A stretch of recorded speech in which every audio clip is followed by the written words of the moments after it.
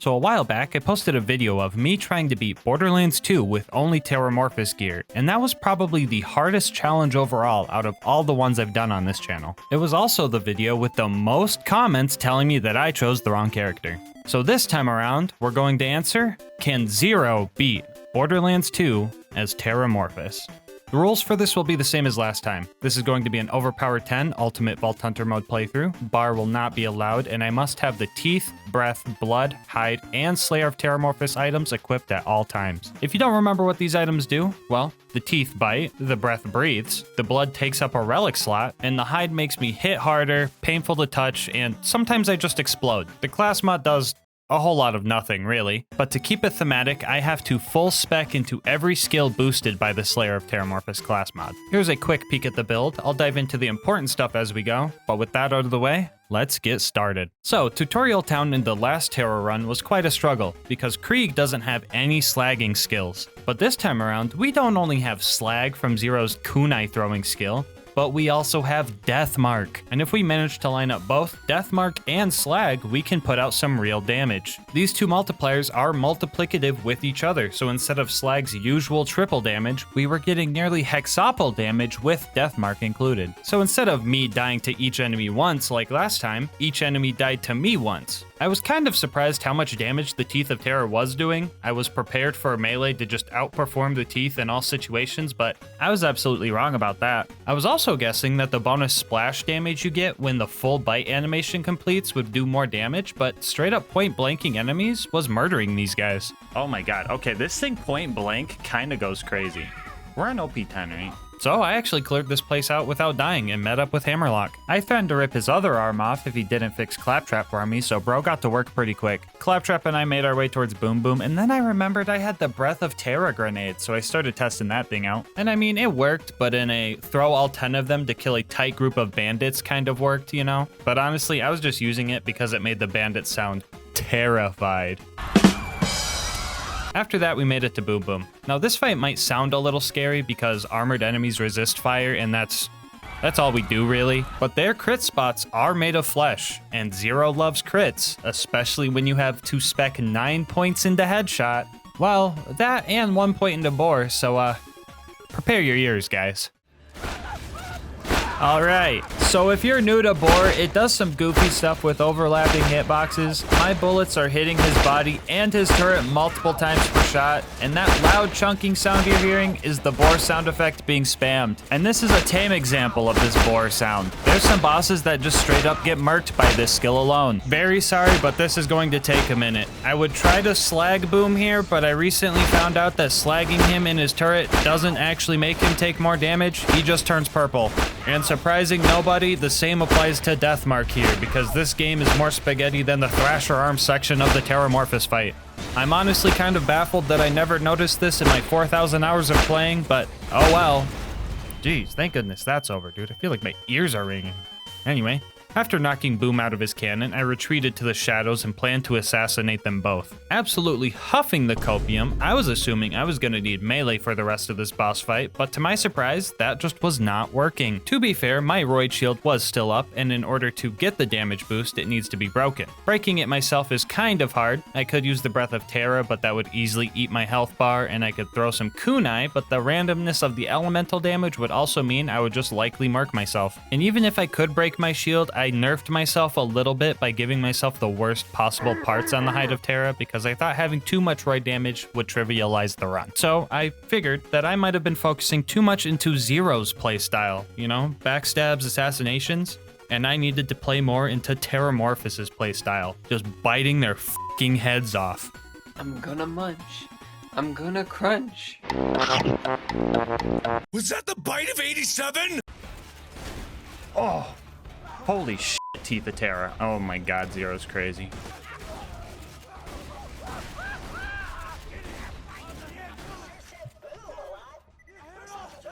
This is why I don't always choose the optimal character, guys. Dude, this video is gonna be the perfect example of why I chose Kreig. After I dealt with those guys, I saved Claptrap by throwing 10 Breaths of Terra at him. Don't worry, he's fire resistant. And after burning the rest of the bandits on our way, we made it to our first scary fight. So, scary fire guy Captain Flint with the fire gun and the fire attacks was going to be a tough fight, and I hope you can guess why. The absolute only way our Teeth of Terra was going to deal any damage to this guy is if we pulled out a bladed one. I faced the fact that this fight might be a little bit more challenging since we had to go for a melee kill, but I really thought I would hit for more than this. Seeing this, I decided a little bit of cheese was oh no. Oh, is this gas mask guy gonna do the stupid thing again? Bro, why can't you ever fight Flynn normally, bro? Yep, look at him. He's luring him over to the bar. Typical. What's he gonna do? Execute? Yep. Wow. Yep, and there he goes. Flint's just completely passive now. Crazy. But what else are you gonna do when you're trying to kill fire with fire? Well, this should just be a piece of cake at this point. Ain't no way he just died cheesing Flint, bro. Ain't no way. Anyway, yeah, in my mischievous play, karma got the best of me, and the bandits up above managed to take me out to protect their captain. That was the first death of the run, and everybody knows that the first death of the run is always just an opening floodgate. After getting Flint back into position, I ran into another issue. Even with him completely passive, I just didn't deal enough melee damage to beat out his health regen. And if my shield wasn't broken giving me that roid damage, my Thresher tentacle arms just turned to wet noodles. And like, I could find ways to break my shield, but it wouldn't stay broken long enough to get the kill. And if melee wasn't the answer, what was? You know, I once said, whoever said fight fire with fire was an absolute bozo if I'm being frank. And while I stand by that, I did learn that you can fight fire with fire. Now, if you guys are lactose intolerant watching, you may want to look away from the screen for like the next 2 minutes, because what you're about to see is some of the most calcium-rich, lactose-packed cheese you will ever see. Because we took Flint to the curdler. We can throw kunai at Flint, eat 1 or 2 of them to strip our shield, and then get roid off of that. But the fire barrel...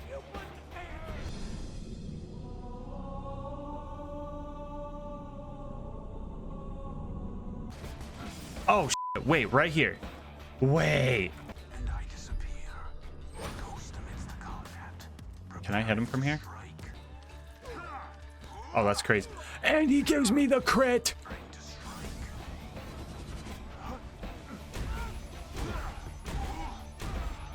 This is huge. This is crazy, actually. Hold on. Just to finish him off proper.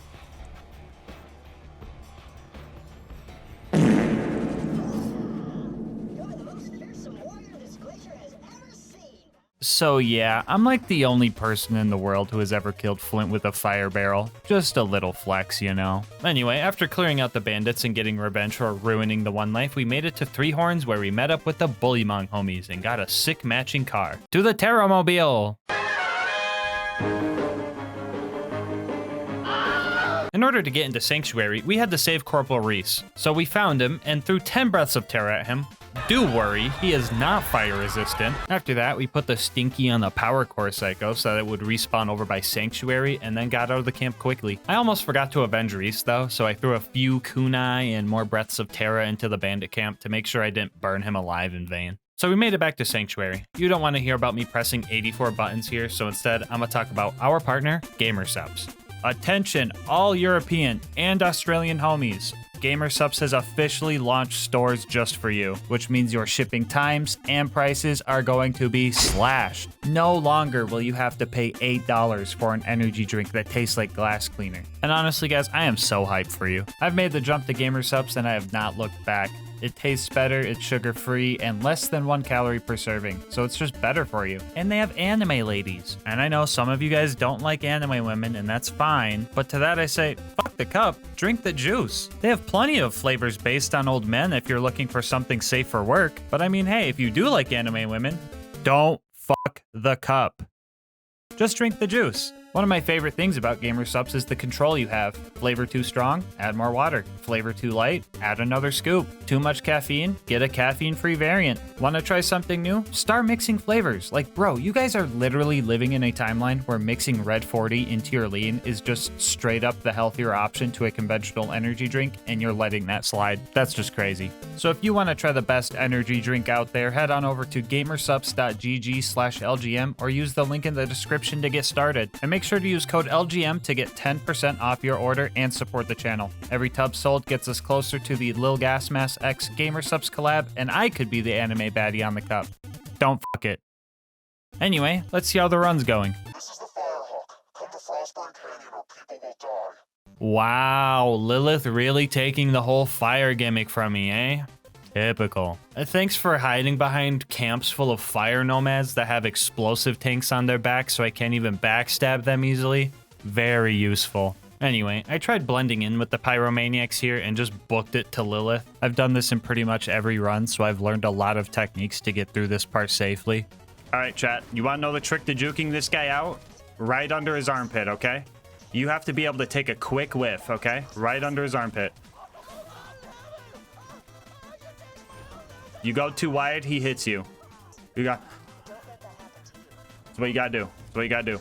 Anyway, I found the draft and started the actual mobbing section here. I was excited to throw more breaths at all the fleshy psychos, but the ratio of normies to ironclads was super skewed for this run. These guys were a real rock in my shoe. Actually, you know what? How would a thresher even wear shoes? Would it be like this or like this? Answer in the comments. Anyway, with how well this challenge was going, it was kind of a nice little challenge to try and deal with these guys. I could get some practice with melee combat, I could work on hitting crits because the last video fucking murdered my aim, or I could just hit him with my specialty. This combat was pretty fun, honestly. The only thing that could make it better is if Lilith wasn't there. She kept stealing my kills, so I decided to start luring the bandits out of her arena so she just wouldn't even be involved.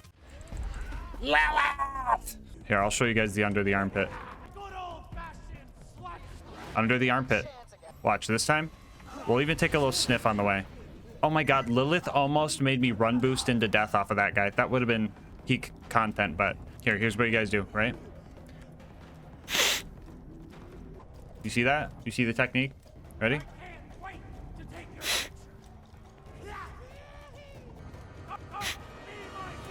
It's that easy. It's that easy.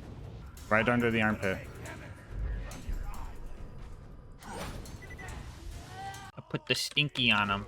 Anyway, I finished off the bandits and we made our way to the Bloodshot Dam to go save Roland. They didn't think our car was cool enough, so we had to go meet up with Ellie to get a new car. It was here I got the one and only kill with the spike damage on the hide of Terra. Sure, it was an infant spider ant, but we count those dubs. Anyway, we had to kill some bandit trucks and steal their parts. This part was a little scary because I had to get pretty close to these cars in order to bore them, and they could just kind of do a hit and run if they really wanted to. But I actually managed to kill all the technicals and still have time to peacefully ride the caravan back to Ellie's for the first time ever. We finally did it. Finally had a run where we could just take a peaceful ride back to Ellie. Let's go, chat. Let's go. Oh my god, bro. Oh, hell no, man. What the...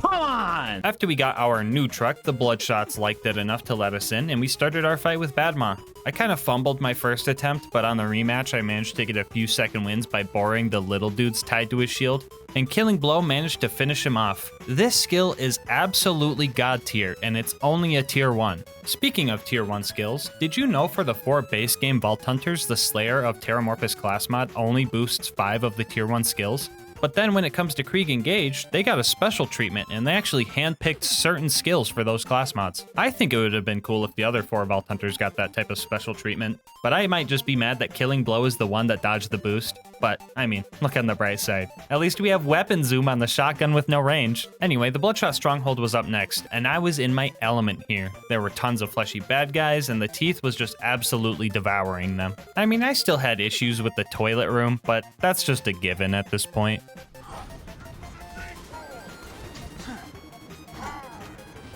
No! No! You are not gonna clog the toilet! They call me a motherfucking plunger. Put the stinky on him.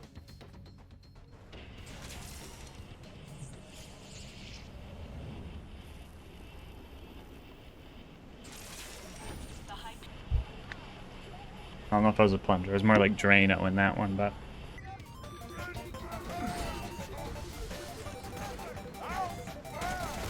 Don't make me be Drano again, bro. Don't make me be Drano again. The dunk. Let's get it.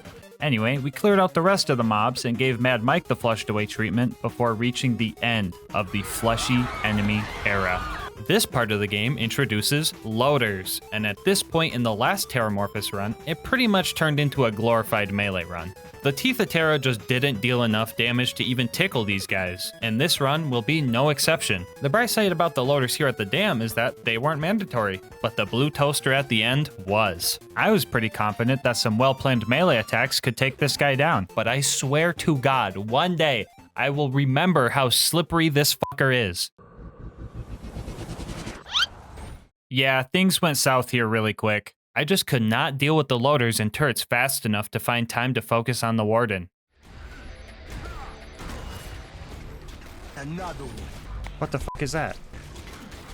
And another one. Another fucking protector, what the fuck is that? And even when I did manage to land a good melee hit, dodging all the bullets and the warden's big stomp was just not working, especially when it put a fire dot on me. I tried the wedging strat with the back ramp, and even with roid damage, our melee was just not working. My idea of how this run was going to go was just totally backwards. I thought melee was going to be way better than shooting, but I stand corrected. So after a few rough attempts, the drop barge showed up and the warden took Roland to the Hyperion Friendship Gulag, where I was going to have to find a new plan to deal with this thing. The problem with this fight here is that it can actually be harder. Not only does the toaster make a bunch of loaders, but he now just gets the ability to moonshot more in now.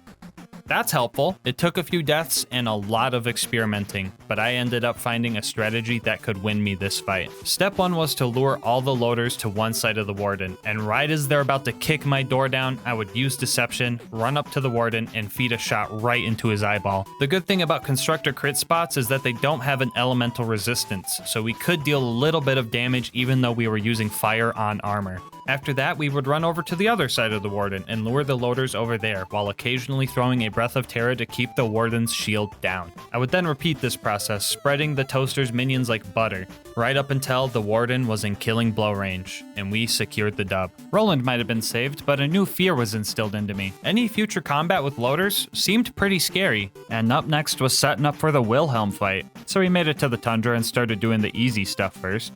You got a fire gun, right? Do I have a fire gun? He says. Chat, do you think I have a fire gun?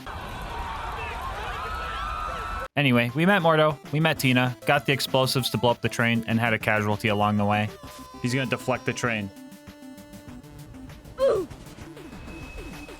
Bro killed my decoy, no. So the Wilhelm fight was up next, and while I was ready for a challenge, Borderlands was ready to troll.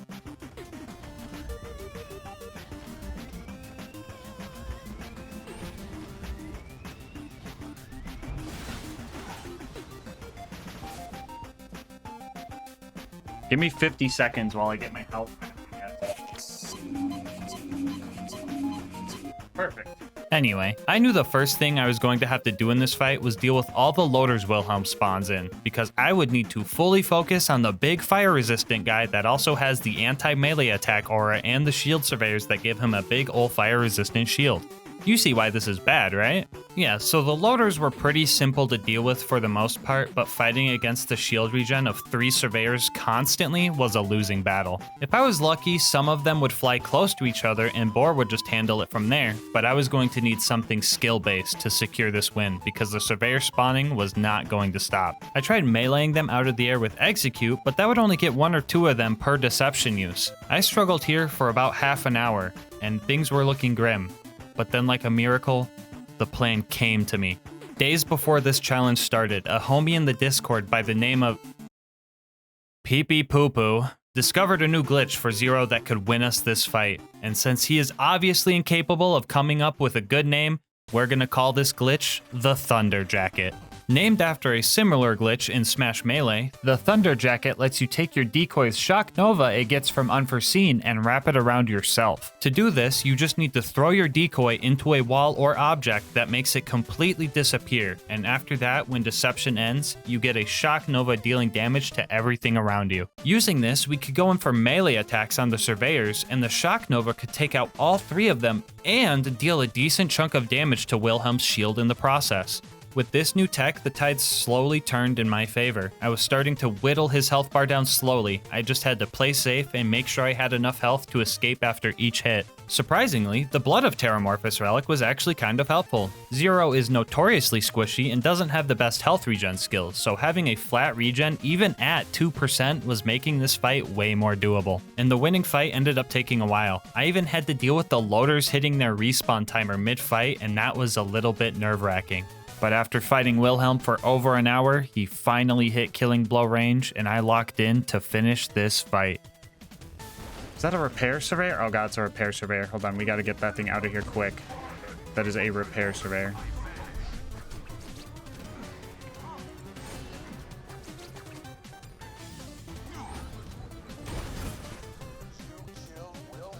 Let's fucking get it. Holy moly. Like, I'm not even gonna lie, that fight was honestly one of the most fun Wilhelm fights I've ever had. It was a good amount of challenge, I got some melee practice in, and the new Thunder Jacket tech is honestly super cool. That being said, throwing a nice celebration party back at Sanctuary would go hard right about now. Well, off to the fridge with us. I used a Breath of Terra to melt the ice faster here and ran through this joint, only stopping to kill one rat for a second wind. After we made it through the fridge, we pushed through the extraction plant and started our fight with Lil Bro. Look at this dude. He thinks he could square up with Terramorphous? Look at this dude. I promise this fight was a steamroll, and I even like one-shot him. I swear he did not almost kill me while I barely won because of killing blow. Nah, I'm the scariest thresher around. Get this guy out of here. After that, we made it to Overlook and started trying to defend the beacon. My fight with the very first loader pretty much summed up this section. The beacon's already dead, guys. Just an FYI, the beacon's already dead. Yeah, so I gave it my all here, but my all wasn't much. 90% of my kills were second wins, and the other 10% were just me getting lucky with slag kunai. And don't get me wrong, having slag in this run was a godsend, but the consistency was pretty bad. And honestly, I think the loaders knew I was struggling a little bit, and they started BMing me. Bro, I know he's not spewing his fucking load all over the beacon, dude. That's disgusting. Yeah, so the beacon got bodied enough times to become invincible, and the fast travel just eventually landed, and I had to make my shameful escape from the toaster and the 24 loaders that just invaded Overlook, but that's their problem now. I've got the preserve to worry about. So I thought that lining the loaders up and using Boar to wound them all at once would be a good idea, and maybe it would have if I wasn't locked to the worst possible element right now. So I had to do the good old die as they're wounded and confuse the game strat so the door would open. After that, I struggled through the rest of the loader mobbing here. I decided to try the kunai eating strat again to just brute force the rest of this, and it was kind of working. I mean, most of my kills were just clawing at loaders while dying anyway. The kunai were just streamlining the process and getting to the end part. This wasn't the worst loader mobbing. I did have a bunch of stalkers distracting them for me, so this part was relatively okay. And the symbiosis didn't end there. I was lucky enough to find a slag stalker homie to help me with the big loader when he showed up. Yo, slag stalker. Oh my god, I recruited a slag stalker. That's crazy. No way you killed my homie. No. No. We gotta avenge slag stalker, guys. Yeah, so basically, we just had to do hit and run strats here and waited for health regen in between hits to just whittle this guy down. After that, we dealt with the loot dudes. These guys get unslagged if they go airborne for some reason, so the knockback from execute was kind of screwing us here. So I immediately went back to symbiosis strats and got the local skags to kill the little dudes for me. They gave me a bunch of good relics to use because they knew I needed an upgrade, and they also gave me a bitch, but I had to politely decline because my items are glued to me for this run. After that, we ate like 14 pup skags before making it to the Bloodwing fight. The main concern with this one is the first phase where she's fire resistant, but that was easily fixed by patiently waiting for her to land and meleeing her into shock phase. Here we could fully commit into shooting her with the teeth. Most of the time she was out of our range, but when she was, her size made it easy to land every single pellet. Corrosive phase came along, and that was pretty much synonymous with killing blow range, so we took Bloodwing down first try. Alright guys, real talk. I think I've kind of mastered the Bloodwing fight, and at this point, keeping the rivalry score going just kind of feels like BMing. So my question for you guys is, do we keep keeping score? Do we do something crazy every time the fight is bad? I don't know. Give me your ideas in the comment section. Anyway, up next was recruiting Brick and his air support, because Morty's air support just blew up. Some more fleshy combat here was a nice change of pace. Don't get me wrong, I love some good challenging fights, but sometimes bro just wants to throw 10 Breaths of Terra at a group of little dudes. Sure, I added a few deaths, but the initiation was pretty much a breeze, and I got the cremate sarcastic slab. Jack didn't like me hanging with Brick, so he started moonshotting some loaders down. Brick and I were clearing these guys out easily for a bit, but then they started cheating. Oh, hi. I got scammed so hard. Because you're doing a fucking eye laser. No! I'm killing this fool.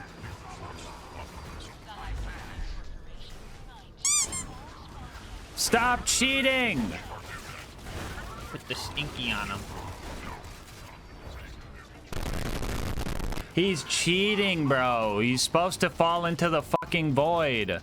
Start walking.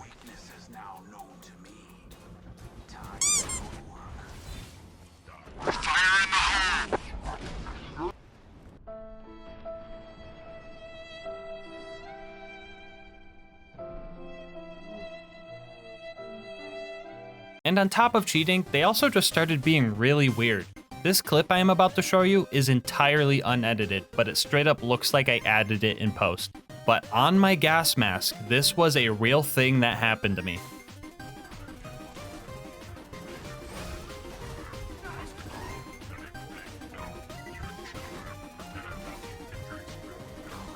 Yeah, bro, this game just gets more and more cursed with age. 20 years from now, Borderlands 2 is going to be completely unrecognizable. Anyway, we recruited Brick and set off to Opportunity to assassinate a Jack double to steal his voice. My first attempt, I made the mistake of going in without any health, but on round 2, I did the same thing, but this time got close enough to make it so he couldn't run away. And after a few button presses, we had everything we needed for the bunker raid. So, toaster number 1. The strat for this guy was to throw out Deception to trick it into looking the wrong way, and then start doing hit and run strats landing quotation mark big quotation mark melee hits. Since he is looking directly away from us, we would get the backstab bonus, and his missile barrages would sometimes just fly into a wall. Sure, I still had to watch out for nukes, but I could just eat those. After 18 deception backstabs, it was in killing blow range, so I decided to just use Fight for Your Life to milk out the roid damage. Not to toot my own horn, but I did kind of a big brain play here too. I waited until I heard my action skill cooldown sound so I could instantly sneak through the bad guys behind the door that just opened up. After that, we made our way to the baby turrets. Usually these guys can be pretty annoying with their splash immunity and all, but these guys actually leveled me up on a player level. The whole run, I was struggling to find a way to strip my shield for roid damage and focusing on trying to get the max damage from Deception by landing melee hits at the very last moment. But then these turrets reminded me the whole point of having bad guys is that they try to shoot you. And if that's the case, the most optimal way to use melee with this gear is to let the bad guys do the hard work for you and then throw out your kunai and go in for a slick, quick kill. Thank you, Sensei Baby Turrets. I will use your teachings to kill off the rest of your bloodline.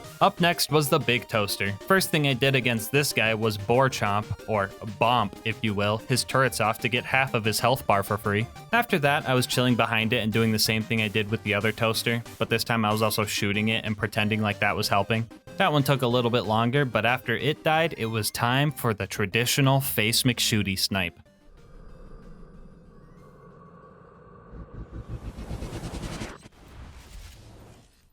Oh, brother! That was close. Alright, so for anyone wondering, velocity did not help this, but we still had to take Face McShooty out in style.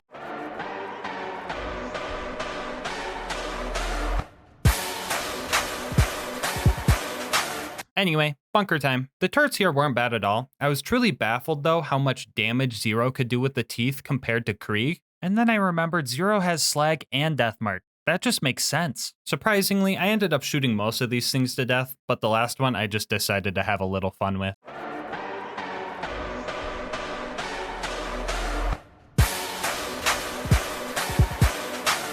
Alright, we've dealt with all matters of armored enemies before, but this one was the biggest one yet. We had a long and hard fight ahead of...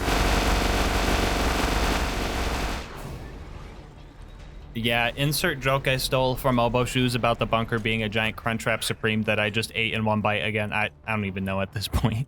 Bathe in it.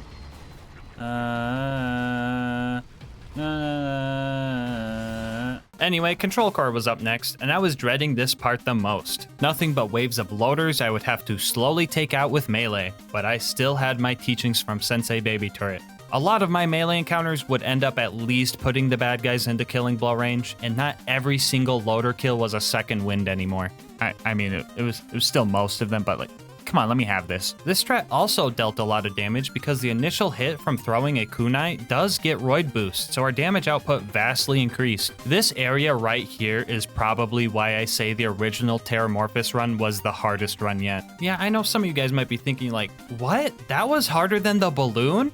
That was harder than the stick bug? And yeah, those guys were bosses, so it makes sense that they were hard and took many hours. But do you guys remember the one angelic guard that spawned with a slag sniper that killed me over and over and over for 2 hours straight during that Terramorphous run? No, I mean, you guys might not, but I sure as hell do. That run is the perfect example of why I don't always choose the optimal character. I don't want to make things too easy. That's not the point of a challenge. Challenge is the point of a challenge. I knew Kreig would be terrible without slag, but I thought the fire melee guy using all the fire melee gear sounded the most thematic and fun, so that's what I did. But now we're here with Zero, and the learning curve is different, and some of the new strats have been really fun to work around. But this is probably one of the easiest runs I've ever done, I'm not gonna lie. Like, sure, the loaders were annoying, but it wasn't really hard. It kind of just felt like if every time I ran up to a loader instead of us fighting, we just played rock, paper, scissors, and the loser died.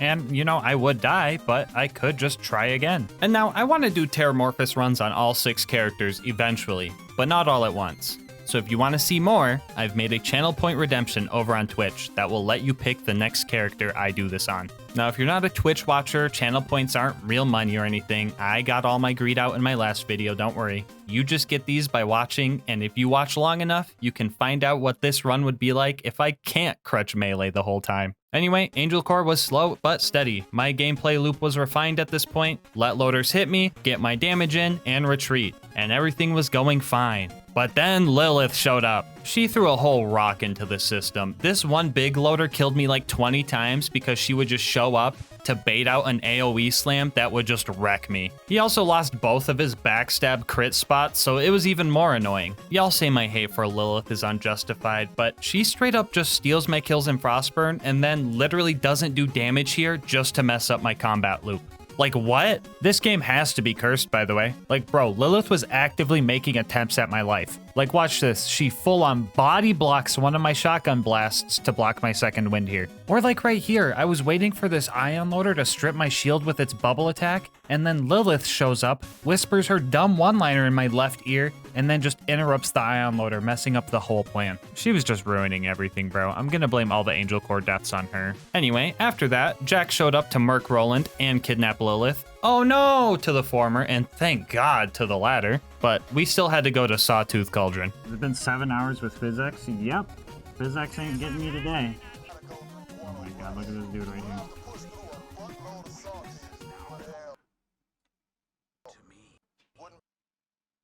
As soon as I pulled this trigger...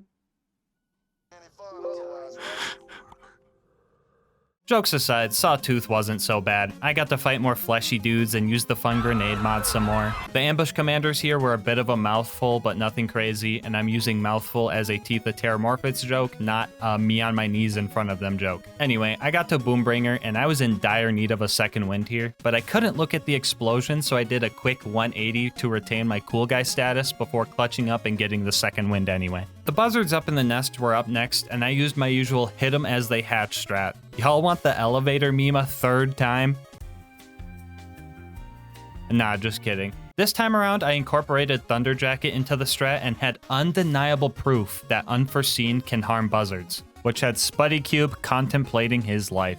If you know, you know. Another cool thing about throwing your decoy into a wall is that it makes all the enemies just start walking around as if they never started fighting in the first place, and that makes them a lot easier to hit. Anyway, after a few dogfights, we managed to take out all the buzzards and secure the explosives we needed to get to the boneyard. We did our usual valve cranking run here, and by that I mean I got permaslagged and blown up with rocket launchers. Just your basic run-of-the-mill boneyard run. You guys like Borderlands math? Alright, here's a problem for you. If we have to kill loaders with melee because the Teeth of Terra's fire damage doesn't work, How do we kill the giant loader? Ding ding ding, that's correct, with the Teeth of Terra. So you can get some good board damage by hitting the colliding herb boxes of its little turrets. These turrets he has are kind of like livers, because even if you kill them halfway, they will regenerate, letting you continuously get board damage if you're patient with it. And trust me, a slow and painful death is just what this monster deserved.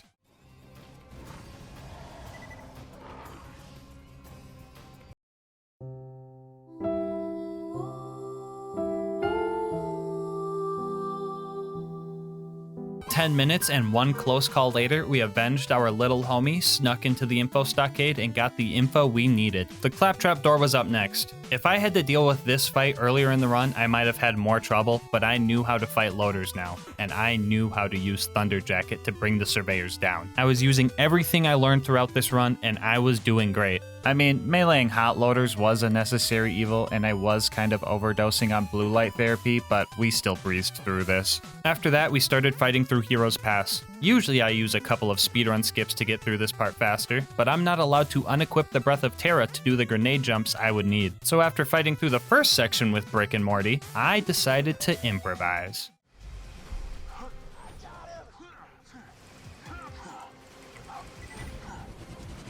Oh, I'm a gamer?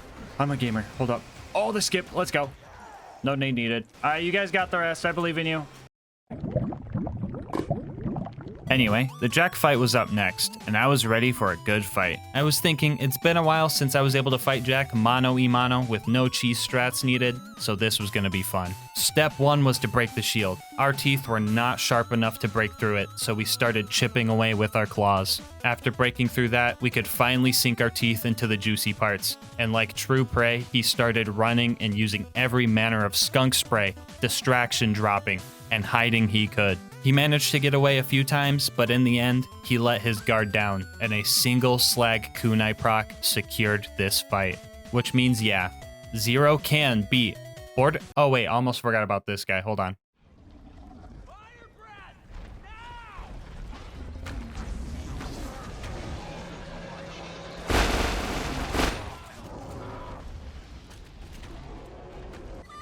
Gulp. Yo, did we kill him with the spike damage? Hold on. Stop me.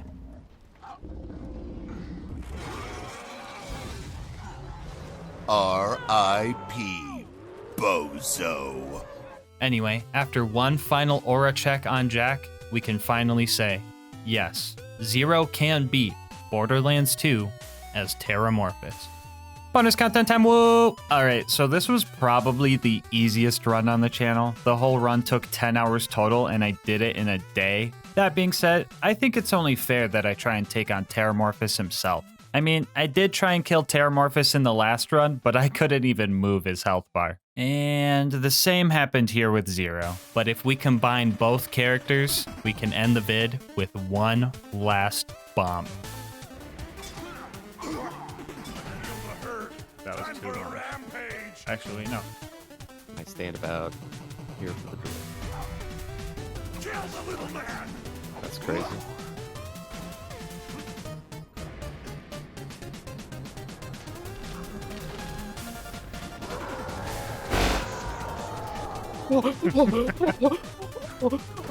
Easy. And I won too. And you won. Wait. Yo. Oh, we actually got a pitchfork. That's hilarious. One item I can't use. Before you go, I just want to say thank you so much for making it this far into the video. If you want to support the channel, make sure to like, comment, and subscribe. Doing all that really helps with the YouTube algorithm, and I love hearing your guys' nice words and ideas for new runs. If you want to support the channel more directly, consider becoming a channel member to get videos a day early, using my code to get yourself some delicious gamer subs, or go to gasmaskgang.com to get some merch. I'll leave my Discord and Twitch channel where I stream these runs live in the description, and last but not least, shout out to Mango Soda, who made this video's thumbnail art. They do commissions and will also be linked below. But until next time, breathe easy, homies.